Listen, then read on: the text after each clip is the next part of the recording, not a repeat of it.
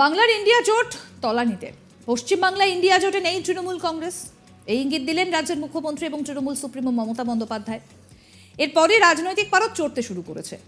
জোট ভাঙার পর নানা মন্তব্য শুরু হয়েছে। এই নিয়ে দীপা দাসমুন্সির সঙ্গে যোগাযোগ করে আজ তাক বাংলা। তখন তিনি একটা বিস্ফোরক মন্তব্য করেন। তিনি জানান, একলা চলতে গিয়ে তৃণমূল সুপ্রিমো মমতা বন্দ্যোপাধ্যায় বিজেপিকেই বেশি জায়গা দিচ্ছেন। পরিষ্কার যে বিজেপির সঙ্গে কোথাও যোগসাজশ আছে। জোটে একটা নীতিকে পালন করতেই হয়, কিন্তু তা মানতে চাইছেন না। শোনাই আপনাদের কি বলছেন কংগ্রেস নেত্রী দীপা দাসমুন্সি। একলা চলো নীতির পিছনে কি উদ্দেশ্য আছে আমি বুঝতে পারছি না। কারণ ইন্ডিয়া অ্যালায়েন্সটা যখন গঠিত হয়েছিল তখন এটাই ভেবে গঠিত হয়েছিল যে সমস্ত সেকুলার পার্টিরা একসঙ্গে আসবে। সেখানে চলতে চলতে হঠাৎ আজকে এরকম একটা রিপোর্ট আমার কাছে এলো যে মমতা বন্দ্যোপাধ্যায় চাইছেন একলা লড়তে এবং একলা চলো নীতি নিয়ে চলতে। সেক্ষেত্রে আমি মনে করি যে একলা চলো নীতিটা বাংলার ক্ষেত্রে প্রযোজ্য কিভাবে আমি জানি না, কারণ একলা চলতে গিয়ে তিনি বিজেপিকেই জায়গা বেশি করে দিয়ে দেবেন, এটা খুব পরিষ্কার। কারণ যখন সারা ভারতবর্ষে একটা পোলারাইজেশন শুরু করার একটা চক্রান্ত চলছে, বিজেপি একটা হিন্দুত্বর নামে ভারতবর্ষের মানুষকে এক করার চেষ্টা করছেন, ভোট ব্যাংককে সামনে রেখে এগোনোর চেষ্টা করছে। সেখানে আমরা যারা সেকুলার দল তারা সবাই মিলে, আমরা যারা একই বিচারধারায় বিশ্বাস করি, তারা যখন একই সঙ্গে থেকে একটা জায়গা করতে চাইছিলাম, সেখানে একটা দল করে যায়, তাহলে পরিষ্কার যে কোথাও একটা বিজেপির সঙ্গে তার একটা যোগসাজশ আছে এবং সেই জন্যই তিনি এটা করতে চাইছেন। তাহলে শুরু থেকে আসছেন, তখন একটা জোটের নীতিকে ধরেই চলতে হয়, সেই জোট ধর্মটা তিনি পালন করতে চাইছেন না। অন্যদিকে বিজেপির সঙ্গে তৃণমূলের যোগসাজশের কথা বলছেন মোহাম্মদ সেলিমও।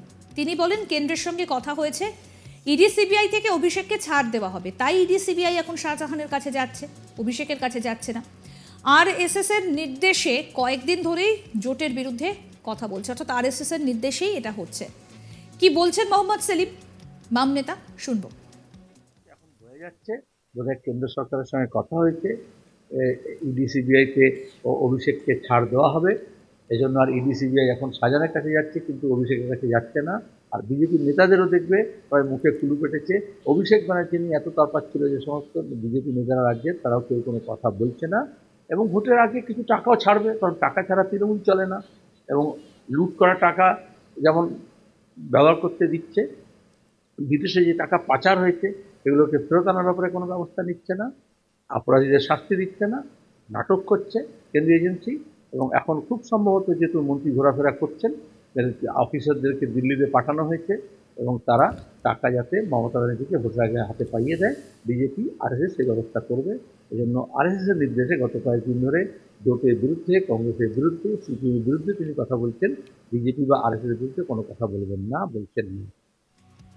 তিনি আরো বলেন, এত রাগেরই বা কি আছে, এখনো ঢের দেরি, অনেক আগে থেকেই সব দলগুলি প্রস্তুতি নেওয়া শুরু করে দিয়েছে। আমরা প্রথম থেকে বলেছিলাম ইন্ডিয়া ব্লক আসন সমঝোতার জন্য নয়, এখানেই তফাৎ। প্রথম থেকেই বলেছি আগে আসন সমঝোতা করো। আমরা বলেছিলাম যে নেতা নয়, নীতির কথা বলো। তৃণমূল কংগ্রেস নীতির কথা বলবে কি করে? তারা সব সময় চেয়েছিল এখানে মুখ্যমন্ত্রী হয়েছি, ওখানে প্রধানমন্ত্রী হব। এটা BJP RSS stand, Modi versus Mamata, Modi versus Kejriwal, Modi versus আর একজন। কারণ এই যে ধর্মকে নিয়ে, মন্দিরকে নিয়ে, টেলিভিশন চ্যানেলকে নিয়ে, খবরের কাগজকে নিয়ে, মিডিয়াকে নিয়ে সাজগোজ করে এমন একটা ব্যক্তি হিসেবে একটা অবতার তৈরি করার চেষ্টা করা হচ্ছে।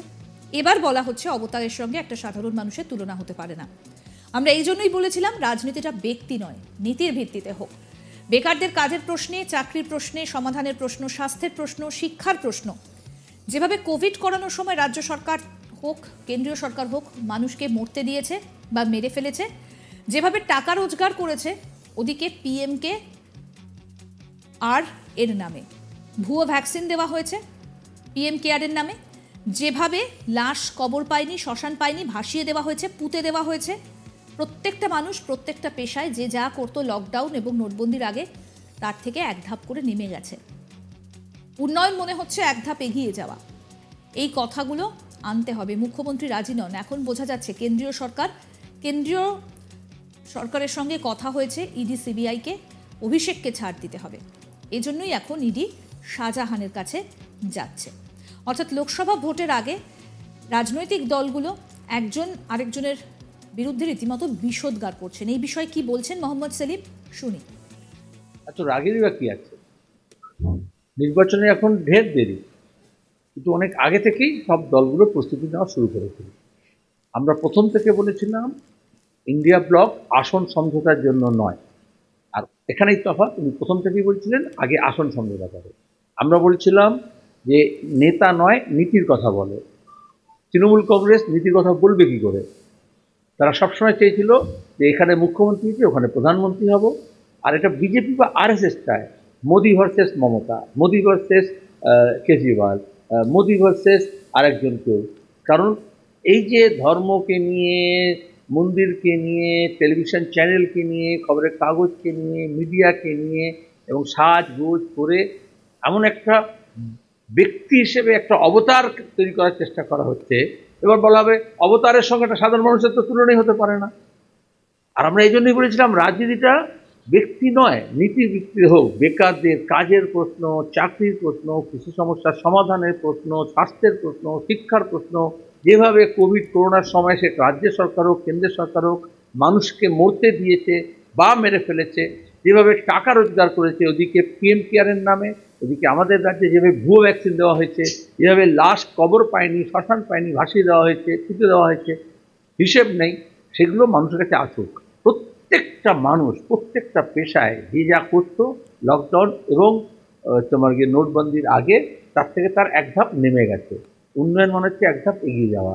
এই কথাগুলোকে আনতে হবে, সেটাতে মুখ্যমন্ত্রী রাজি নন। বরঞ্চ এখন বোঝা যাচ্ছে বোধহয় কেন্দ্র সরকারের সঙ্গে কথা হয়েছে, ইডি সিবিআইতে অভিষেককে ছাড় দেওয়া হবে। এই জন্য আর ইডি সিবিআই এখন শাহজাহানের কাছে যাচ্ছে, কিন্তু অভিষেকের কাছে যাচ্ছে না। আর বিজেপির নেতাদেরও দেখবে সবাই মুখে কুলু পেটেছে। অভিষেক ব্যানার্জি নিয়ে এত তরপাচ্ছিল যে সমস্ত বিজেপি নেতারা রাজ্যের, তারাও কেউ কোনো কথা বলছে না। এবং ভোটের আগে কিছু টাকাও ছাড়বে, কারণ টাকা ছাড়া তৃণমূল চলে না। এবং লুট করা টাকা যেমন ব্যবহার করতে দিচ্ছে, বিদেশে যে টাকা পাচার হয়েছে এগুলোকে ফেরত আনার ব্যাপারে কোনো ব্যবস্থা নিচ্ছে না, অপরাধীদের শাস্তি দিচ্ছে না, নাটক করছে কেন্দ্রীয় এজেন্সি। এবং এখন খুব সম্ভবত যেহেতু মন্ত্রী ঘোরাফেরা করছেন, অফিসারদেরকে দিল্লিতে পাঠানো হয়েছে এবং তারা টাকা যাতে মমতা ব্যানার্জিকে ভোটের আগে হাতে পাইয়ে দেয়, বিজেপি আরএসএস সেই ব্যবস্থা করবে। এজন্য আরএসএসের নির্দেশে গত কয়েকদিন ধরে জোটের বিরুদ্ধে, কংগ্রেসের বিরুদ্ধে, সিপিএমের বিরুদ্ধে তিনি কথা বলছেন। বিজেপি বা আরএসএসের বিরুদ্ধে কোনো কথা বলবেন না, বলছেন না। তবে পশ্চিমবঙ্গে কংগ্রেসের সঙ্গে কোনো আসন সমঝোতার সম্ভাবনাকে কার্যত উড়িয়ে দিয়েছেন তৃণমূল সুপ্রিমো মমতা বন্দ্যোপাধ্যায়। শুনবো কি বললেন তিনি। কংগ্রেসের সঙ্গে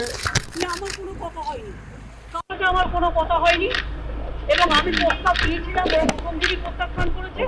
তখন থেকে আমাদের দল সিদ্ধান্ত নিয়েছে আমরা বাংলায় একা চলবো। ইভেন ওরা যে আজ থেকে র্যালি করেছে আমাদের একবার as a matter of country, আমি ইন্ডিয়ার অ্যালায়েন্স আমাকে একবার জানিয়েছে দিদি আপনার রাজ্যে যাচ্ছি না, জানায়নি। সুতরাং আমার সাথে কোনো সম্পর্ক নেই বাংলার ব্যাপারে। অল ইন্ডিয়ায় কি করবো না করবো আপনার ইলেকশন ভাববো। আমরা সেকুলার পার্টি, আমরা বিজেপিকে হারানোর জন্য যা করা হবে। কিন্তু এখন কোনো চর্চা নেই, মিথ্যে কথা, অ্যাবসলিউটলি রং। মিথ্যেটা আমি বলবো না, বলতে অ্যাবসলিউটলি রং। কোনো কাগজ এটাকে নিয়ে পলিটিক্স করছে, এটা রং। অন্যদিকে কিন্তু মঙ্গলবার গুয়াহাটিতে ভারত জোড়ো ন্যায়যাত্রার সাংবাদিক বৈঠকে কংগ্রেস নেতা রাহুল গান্ধী বলছেন মমতা বন্দ্যোপাধ্যায়ের সঙ্গে নাকি আসন সমঝোতা নিয়ে আলোচনা চলছে। শুনুন কি বললেন রাহুল গান্ধী। जो हमारा सीट नेगोशिएशन है वो चल रहा है, उसका रिजल्ट आएगा, कंक्लूजन आएगा, उसके बारे में मैं यहाँ कमेंट नहीं करना चाहता हूँ। बट हमारा ममता जी के साथ मेरा पर्सनल और पार्टी का बहुत अच्छा रिश्ता है। हाँ, थोड़ा थोड़ा होता रहता है, कभी कोई उनका कोई बोल देता है, हमारा कोई बोल देता है। This are natural things, this are not things that are going to disrupt anything. অর্থাৎ যতই দিন ঘনিয়ে আসছে ততই যেন এই জোট নিয়ে জট আরও বেশি করে পাচ্ছে। সম্পূর্ণ আপডেট পেতে আজ তাক বাংলার ইউটিউব চ্যানেল সাবস্ক্রাইব করুন, নোটিফিকেশন পেতে বেল বাটন অপশন প্রেস করুন। এই ভিডিও সম্পর্কে আপনাদের মতামত জানান, কমেন্ট করুন, শেয়ার করুন, হোয়াটসঅ্যাপে ফলো করুন আজ তাক বাংলা।